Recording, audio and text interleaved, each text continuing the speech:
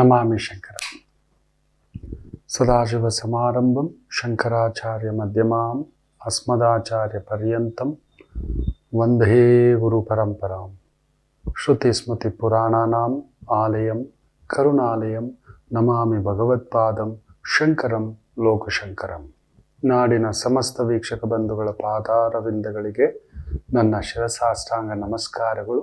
ಈ ಒಂದು ವೃಶ್ಚಿಕ ರಾಶಿಗೆ ಶನಿ ವಕ್ರ, ಪಂಚಮ ಸ್ಥಾನ, ಯೋಗ್ಯತೆ ಇದ್ದು ಯೋಗ್ಯತೆ ಸಿಗದ ಹಾಗೆ. ಅಂದ್ರೆ ಯೋಗ್ಯತೆ ಇದೆ, ಕೆಲಸ ಎಲ್ಲ ನೀವು ಮಾಡ್ತೀರಿ, ಯಾರಿಗೋ ಬಹುಮಾನ, ಯಾರಿಗೋ ಇನ್ಕ್ರಿಮೆಂಟ್, ಯಾರೋ ಆನಂದವಾಗಿದೆ. ಜನ್ಮದ ವೃಶ್ಚಿಕ ರಾಶಿಗೆ ಅದೊಂದು ಶಾಪ. ಹೌದು ಅಲ್ವೋ ಹೇಳಿ? ದುಡಿಯೋದು ನೀವು, ಆನಂದವಾಗಿರೋದು ಬೇರೆಯವರು. ನೀವು ಒಂಥರ ಮನೆಯ ಯಜಮಾನವೇ, ತಂದೆಯೇ. ಅಪ್ಪಿತಪ್ಪಿ ವೃಶ್ಚಿಕ ರಾಶಿಯಲ್ಲಿ ತಂದೆ ಸ್ಥಾನ ಬಂದ್ಬಿಡ್ತು, ಯಜಮಾನ ಸ್ಥಾನ ಬಂದ್ಬಿಡ್ತು, ಯಜಮಾನಿ ಸ್ಥಾನ ಬಂದ್ಬಿಡ್ತು, ನಿಮ್ ಸುತ್ತಮುತ್ತಲಿರೋರೆಲ್ಲ ಆನಂದವಾಗಿರ್ತಾರೆ. ನೀವು ಕೂಡ ಕಂಡವ್ರಿಗೆಲ್ಲ ವಾವ್, ನಿನಗೇನಮ್ಮ ಆನಂದವಾಗಿದೆ, ಒಳ್ಳೆ ಗಂಡ, ಒಳ್ಳೆ ಮನೆ ಅಂತ. ನಿಮಗ್ ಮಾತ್ರ ಗೊತ್ತು ಟುಸ್ಸು ಟುಸ್ಸು ಟುಸ್ಸು ಟುಸ್ಸು ಟುಸ್ಸು ಅಂತ ಇರುತ್ತೆ. ಹೌದು ಅಲ್ವೋ ಹೇಳಿ? ನಾಗಮ್ಮ, ನಾಗಪ್ಪ, ನಾಗರಾಜು, ನಯನ, ನಳಿನಾಕ್ಷಿ, ನಾರಾಯಣ ಸ್ವಾಮಿ, ನೀವ್ ಹೇಳಿ ಸ್ವಾಮಿ. ಹೌದು ಅಲ್ವೋ ಹೇಳಿ? ವೃಶ್ಚಿಕ ರಾಶಿ ಕಾರಣ ಏನಂದ್ರೆ ಧನಕಾರಕ ಹಾಗೂ ಪೂರ್ವ ಪುಣ್ಯಕಾರಕ ಗುರು. ನೀವು ಯಾವಾಗ್ಲೂ ಪರಿವಾರ. ನೀವು ನೋಡಿ, ವೃಶ್ಚಿಕ ರಾಶಿಯವರಷ್ಟು ಫಂಕ್ಷನ್ಗಳು ಹೋಗೋದು, ಬರೋದು, ಇರೋದು, ಕಲಿಯೋದು, ಬಂಧುತ್ವ, ಕುಟುಂಬತ್ವ, ಸ್ನೇಹಿತರು, ಆತ್ಮೀಯರು ತುಂಬಾ ಇಷ್ಟ. ನೀವು ಇದ್ದೇ ಇರ್ತೀರಿ. ತಿಂಗಳಿಗೊಂದು ಫಂಕ್ಷನ್, ಇಲ್ಲ ಬಿಟ್ರೆ ತಿಂಗಳು ಪೂರ್ತಿ ಫಂಕ್ಷನ್ ಅಲ್ಲಿ ಇರೋ ಏಕೈಕ ರಾಶಿ ಅಂದ್ರೆ ವೃಶ್ಚಿಕ ರಾಶಿ. ಯಾಕಂದ್ರೆ ಕುಟುಂಬಕಾರಕ ಗುರು, ಪಂಚಮಕಾರಕ ಗುರು, ಪೂರ್ವ ಪುಣ್ಯ ಸ್ಥಾನಕಾರಕ ಗುರು, ಭಾಗ್ಯಾಧಿಪತಿ ಚಂದ್ರ, ಗುರುಚಂದ್ರ ಪ್ರಭಾವ. ಗುರುಗೆ ಏನ್ ಗೊತ್ತರ? ಯಾವಾಗಲೂ ಸಪರಿವಾರ ಸಮೇತ ದಕ್ಷಿಣಾಮೂರ್ತಿ ಸ್ವಭಾವ. ಹನುಮ ನೋಡಿ, ರಾಮ, ಲಕ್ಷ್ಮಣ, ಸೀತಾ ಅವ್ರ ಜೊತೆಲೇ ಇರೋದು. ತಾನು ಒಂಟಿಯೇ ನೋಡಿ. ವೃಶ್ಚಿಕ ರಾಶಿಯವರು ನೀವು ಒಂಟಿಯೇ. ಹೌದು ಅಲ್ವೋ ಹೇಳಿ? ಊರಿಗೆಲ್ಲ ಇರ್ತೀರಿ, ನೀವು ಒಂಟಿಯೇ. ನಿಮ್ಗೆಲ್ಲ ಪರಿವಾರ ಇದೆ. ಏನೋ ಶಾಪಗ್ರಸ್ತರಾಗಿ ನೀವೆಲ್ಲರ ಜೊತೆಯಲ್ಲಿದ್ದು ಇಲ್ಲದ ಹಾಗೆ ಬದುಕಬೇಕು. ಕಾರಣ ಸುಖಕಾರಕ ಶನಿ. ನಿಮಗೆ ಸುಖಕಾರಕ ಶನಿ. That is what? ಅರ್ಧಾಷ್ಟಮ ಶನಿ ನಿಮಗೆ ಮಾತ್ರ. ಒಂಥರ ಅಷ್ಟಮ ಶನಿ ಹತ್ರ ಅರ್ಧಾಷ್ಟಮ ಶನಿ ಅಂದ್ರೆ ಒಂದು ಭಾರ, ಒಂದು ಟೆನ್ಷನ್, ಒಂದು ಕಮಿಟ್ಮೆಂಟು, ಒಂದು ಒದ್ದಾಟ ಯಾವಾಗಲೂ ಇದ್ದಿದ್ದೆ ವೃಶ್ಚಿಕ ರಾಶಿಗೆ. ರಾಮನ ಜೊತೆ ಯಾವಾಗ್ಲೂ ಭುಜದ ಮೇಲೆ ಹೊರ್ಕೊಂಡು ಓಡಾಡೋರು ಯಾರು? ಹನುಮಂತನೇ. ಆ ಇಂದ್ರಜಿತ್ತುವಿನ ಸಂಹಾರ ಒಮ್ಮ ರಾಮಚಂದ್ರ. ಅದಕ್ಕೆ ನಿಂತವರು ಯಾರು? ರಘುನಂದನ, ನನ್ನ ಶ್ರೀರಾಮಚಂದ್ರ ಪ್ರಭುವಿನ ಆ ಸೋದರ ಲಕ್ಷ್ಮಣರಿಗೆ, ಆ ಸೌಮಿತ್ರಿಗೆ ಹನುಮರೇ ರಥವಾಗಿತ್ತು, ಭುಜದ ಮೇಲೆ ಕುಂದಿರಿಸ್ಕೊಂಡು. ಇಲ್ಲ, ಇಂದ್ರಜಿತ್ತು ಸಂಹಾರ ಇಲ್ಲ ಅಂದ್ರೆ ಮುಗೀತು. ಅವನ್ ನಾಗಾಸ್ತ್ರ ಹಾಕಿ ನಾಗಬಂಧ ಮಾಡಿಟ್ಬಿಟ್ಟಿರ್ತಾನೆ. ಗರುಡ ದೇವರು ಬಂದು ಕ್ಷಣ ಮಾತ್ರದಲ್ಲಿ ನಾಗ ಫುಲ್ಲು ವಿಷ ಹತ್ಕೊಂಡು ಕುತ್ಕೋಬಿಟ್ಟಿರುತ್ತೆ. ಇಲ್ಲ ಅಂದಾಗ ನೋಡಿ, ತಾಯಿ ಜಗಜ್ಜನನಿ ಜಾನಕಿ ದೇವಿ ಮಾಡೋ ಪ್ರಾರ್ಥನೆ. ಗರುಡ ದೇವರು ಬಂದು, ಯಾರಪ್ಪ ನೀನು? ನಾಗ ಪಾಶಗಳಿಂದ ಹೊರಗಡೆ ಬರ್ತಾರೆ. ಕೇಳ್ತಾರೆ ಪ್ರಭು ರಾಮಚಂದ್ರರು, ಯಾರು ನೀನು? ದಿವ್ಯ ಪುರುಷೋತ್ತಮ, ನಿನ್ನ ಎಲ್ಲೋ ನೋಡ್ದಾಗಿದೆ. ಅಂದ್ರೆ ನಾನು ತಮ್ಮ ಸೇವಕ ಸ್ವಾಮಿ. ನಿಮಗೆ ನನ್ನ ಪರಿಚಯ ಇಲ್ಲದೆ ಇರ್ಬೋದು, ನನಗೆ ನಿಮ್ಮ ಪರಿಚಯ ಇದೆ, ನಿಮ್ಮ ಸೇವೆ ಇದೆ ಅಂತ ಪಾದಕ್ಕೆ ನಮಸ್ಕಾರ ಹಾಕಿ ಭೇಟಿ ಆಗೋಣ ಮುಂದೊಂದು ದಿನ ಅಂತ ಹೇಳಿ ಹೊರಟೋಗ್ತಾರೆ. ಯಾಕೆಂದ್ರೆ ಗರುಡ ವಿಷ್ಣುವಿನ ವಾಹನ, ಕಾವಲಾಗಿರಬೇಕು ನನ್ನ ಪ್ರಭುವಿಗೆ. ನೋಡಿ ಹಿಂಗೆ ಅಂತ ಒಂದು ಇಂದ್ರಜಿತ್ತುವಿನ ಸಂಹಾರಕ್ಕೆ ಮೂಲ ಪುರುಷ ಲಕ್ಷ್ಮಣರಾದ್ರೆ ಅವರ ಹಿಂದುಗಡೆ ನಿಂತಿದ್ದು ಹನುಮ. ಆದ್ರೆ ಹನುಮರ ಬಗ್ಗೆ ಎಲ್ಲಾದ್ರೂ ಬಂತ? ಲಕ್ಷ್ಮಣ ಸಂಹಾರ ಇಡೀ ಲೋಕದಲ್ಲಿ ಇಂದ್ರಜಿತ್ತು ಬಿದ್ದಿದ್ದು ದೇವಾನು ದೇವತೆಗಳು ಕುಳಿತಾರೆ. ಅಲ್ಲಿ ಮೈಯೆಲ್ಲ ಗಾಯಗಳು, ರಕ್ತಗಳು, ಫುಲ್ಲು ಬಾಣಗಳು. ಏನು ರಥದ ತರ ಭುಜದ ಮೇಲೆ ಕುಂದಿಸ್ಕೊಂಡಿದ್ರೆ ಅವನೇನೋ ಲಕ್ಷ್ಮಣಂಗೆ ಒಬ್ಬನಿಗೆ ಬಿಡ್ತಿರ್ತಾನ. ಸರ ಅಂತ ಬಾಣಗಳು ಹನುಮರ ಮೇಲೂ ಬಿಡ್ತಿರ್ತಾನೆ. ಸಿಕ್ಕಾಬಟ್ಟೆ ಮಹಾಮಾಯಾವಿ ಆತ, ಮಹಾಮಾಯಾವಿ. ಸೋಲೇ ಇಲ್ಲದ ಸರದಾರ. ಎಂತ ಇಂದ್ರಜಿತ್ ಅಂದ್ರೆ ನೆನಪಿಟ್ಟುಕೊಳ್ಳಿ, ಒಮ್ಮೆ ರಾವಣಾಸುರ ಇಂದ್ರನ ಮೇಲೆ ಯುದ್ಧಕ್ಕೆ ಹೋಗ್ತಾರೆ. ಎಷ್ಟೋ ಸಂವತ್ಸರಗಳು, ಎಷ್ಟೋ ವರ್ಷಗಳು, 1000 ವರ್ಷಗಳ ಮೇಲೆ ಯುದ್ಧ ನಡೀತಲೇ ಇದೆ. ಹೀಗೆ ನಡೀತಿರ್ಬೇಕಾದ್ರೆ ದಣಿತಾರೆ ಒಮ್ಮೆ ರಾವಣಾಸುರ. ಇಂದ್ರಜಿತ್ ಬರ್ತಾನೆ. ಇಂದ್ರಜಿತ್, ನೀನ್ ಯುದ್ಧ ಮಾಡ್ತೀರಪ್ಪ, ನನ್ನ ಮನೆಗೆ ಹೋಗಿ ಸ್ವಲ್ಪ ರೆಸ್ಟ್ ತಗೊಂಡು ಸ್ವಲ್ಪ ಸಂಧ್ಯಾ ವಂದನೆ ಮಾಡ್ಬಿಟ್ಟು ರಿಟರ್ನ್ ಬರ್ತೀನಿ ಅಂತ. ಆಯ್ತು ನೀನ್ ಹೋಗಪ್ಪ ಅಂತ. ಆತ ರಥವನ್ನೆಲ್ಲ ಸಿದ್ಧ ಮಾಡಿಕೊಂಡು ವಾಪಸ್ ಮನೆಗೆ ಹೋಗಿ, ಅರಮನೆಗೆ ಹೋಗಿ ಇಳಿಯುವಷ್ಟರಲ್ಲಿ ಹೋಗಿ ಸಂಧ್ಯಾ ವಂದನೆ, ಸಂಧ್ಯಾ ವಂದನೆ ಮಾಡಿ ಹೊರಗಡೆ ಬರ್ತಾನೆ ರೆಸ್ಟ್ ತಗೊಳ್ಳೋಣ ಅನ್ನೋ ಅಷ್ಟರಲ್ಲಿ ಅಲ್ಲೇನೋ ಕಲರವ ಜೈಕಾರಗಳು.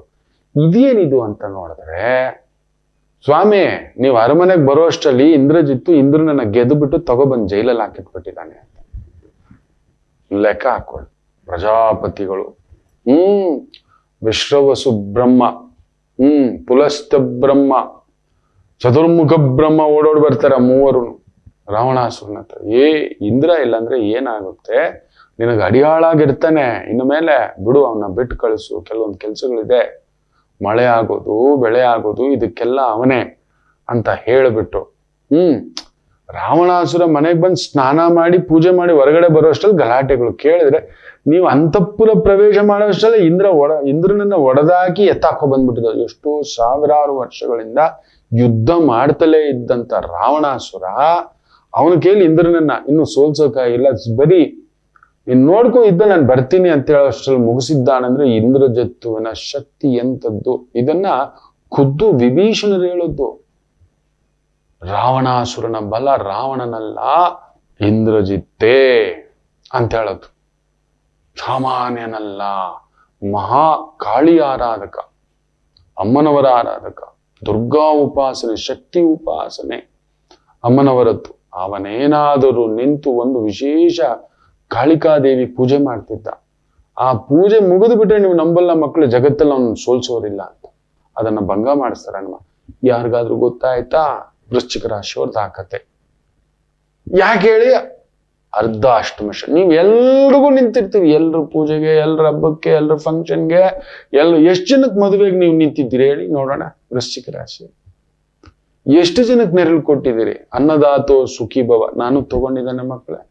ನನ್ನ ಸೋದರಿಯ ಮದುವೆ ಇವತ್ತಿಗೂ ನಾನು ಮರೆಯೋಕ್ಕಾಗಲ್ಲ. ಅದಕ್ಕೆ ಬೆನ್ನೆಲುಬಾಗಿ ನಿಂತಂತವನು ಹನುಮ. ಈ ಹನುಮನೇ ನನ್ನೊಬ್ಬ ಗೆಳೆಯ, ಆತ್ಮೀಯ ಗೆಳೆಯ ರಾಜು ಅಂತ. ನಾಗರಾಜುನೇ. ಪುಣ್ಯಾತ್ಮನ ಮನೆ ತಂಪಾಗಿರ್ಲಿ. ಆ ತಾಯಿ ಲಕ್ಷ್ಮೀದೇವಿ ಅವ್ರ ಮನೇಲಿ ನೆಲೆಸಿರ್ಲಿ. ಲಕ್ಷ್ಮೀದೇವಿಯೇ ಆಕೆ ಮಾಂಗಲ್ಯ ಯಾವಾಗಲೂ ಸುಭದ್ರವಾಗಿರ್ಲಿ ಅಂತಾನೆ ಕೇಳ್ಕೊತಾನೆ ಮಕ್ಕಳೇ. ಅಂದ್ರೆ ಪಡೆದ ಸಹಾಯ ಮರಿಬಾರ್ದು. ಎಷ್ಟೋ ವರ್ಷ ಆಯ್ತು, 20-25 ವರ್ಷ ಆಯ್ತು, ಮರೆಯಬಾರದು. ಮಾಡಿದ ಸಹಾಯವನ್ನ ಮರೆತವ ಮಣ್ಣಿಗಿಂತಲೂ ಅವನಿಗಿಂತ ಹೀನಾಯ ಸಾವು ಯಾವುದೂ ಇಲ್ಲ ಅಂತಾರೆ. ನಾನು ಸಹಾಯ ಪಡೆದಿದ್ದೆ ನಮ್ಮ ಮಗು, ಅದನ್ನ ನೆನಪೇ